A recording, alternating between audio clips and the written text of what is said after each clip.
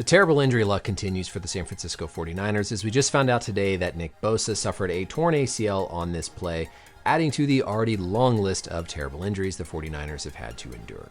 Welcome back, everybody. I'm Dr. Brian Sutterer, and the goal in this channel is to teach more about the medical side of the sports world. So I will be the first to admit, when I saw this play happen yesterday, I saw nothing that made me think about a torn ACL for Nick Bosa. And that's the nature of sometimes reviewing these. I didn't make a video on it because I couldn't really see anything of significant note to add.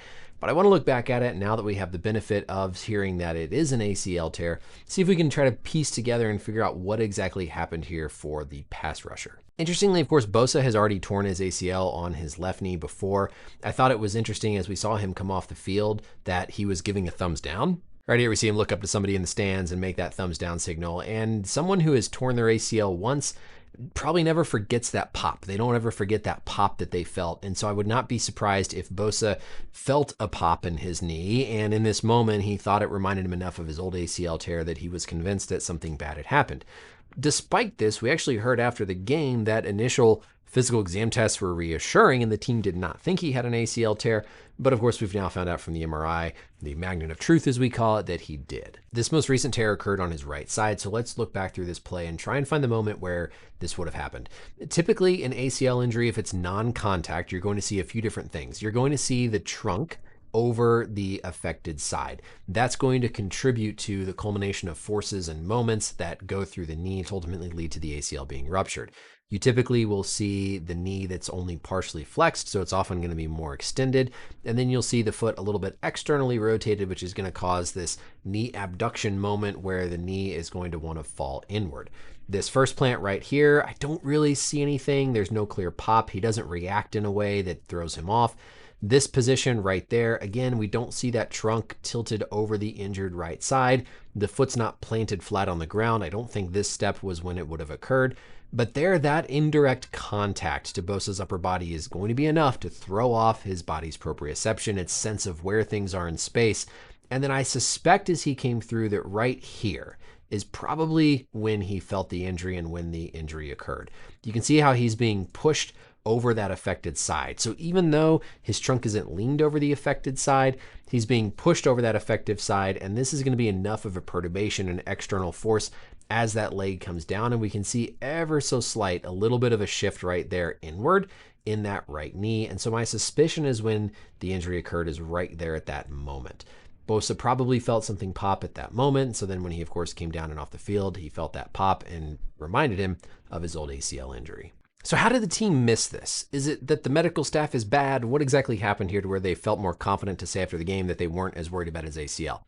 The physical exam tests that we do on the sideline are not 100% conclusive and perfect for any of these things. I'd say an Achilles rupture is probably the most reliable physical exam test, but an ACL can be challenging. I've had plenty of athletes where I've thought both ways. I've examined them right away. I've thought it was an ACL injury, was proven not to be, and I've been on the other side of it where I've examined them and thought their ACL was okay, and then we get the MRI, and I was wrong, and the ACL was torn.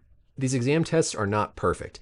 The one that I tend to use the most and rely on primarily is what's called the Lockman test. If you remember, the ACL is going to be running in this direction in the knee from the front of the tibia to the back of the femur. And so it's trying to prevent the shin from going this direction relative to the femur. To perform the Lockman test, kind of a rough demonstration here, what we're basically doing is we're stabilizing the femur. We're trying to distract the tibia anterior. And if we feel increased translation without a firm endpoint, that suggests that the ACL could be disrupted or deficient. And so we continue to feel the tibia pull anterior because that ACL is not there to stop it. But in a large player, somebody big like Bosa, a lot of muscle mass that could be guarding this can be tough.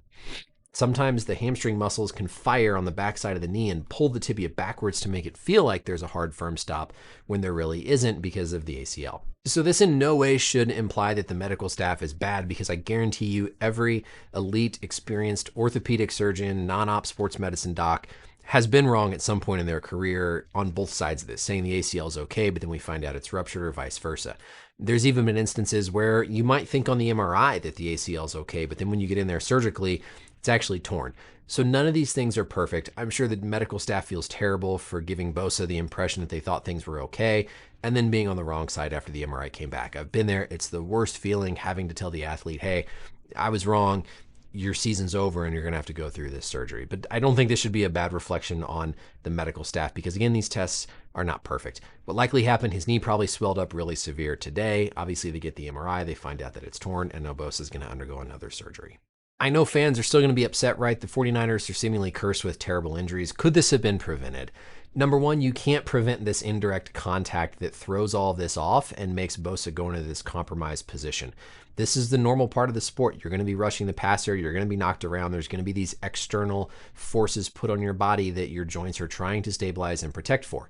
In this position, his hamstring muscles are going to try and stabilize to help counteract what the ACL is being put through. And so as his leg comes down to the ground, assuming this was in fact the moment right there where it happened, his hamstring is trying to fire to prevent that tibia, those forces from going through, but was unable to. That's what we try to help manage and prevent best we can with these ACL injury reduction risk programs, but nothing's going to be perfect. No matter what you do, you will always have bad things happen like this. And so I hope that 49ers fans don't see this as a stain on the medical staff or on the training staff. This is not like a soft tissue injury at the beginning of the season that you should have been more conditioned for. This is one of those bad luck things that some players' bodies are equipped and able to handle. Other times, the force is just right at just the exact incorrect time that it goes through the knee and causes that injury. So that's it for the video, everybody. Hopefully this is the last time that we're talking about the 49ers this season. It sounds like Brock Purdy is making good progress to come back, and so hopefully everything goes well with his return with the shoulder and his turf toe. Let me know as always any questions or comments down below. Thank you as always for watching, and I'll see you in the next video. Bye.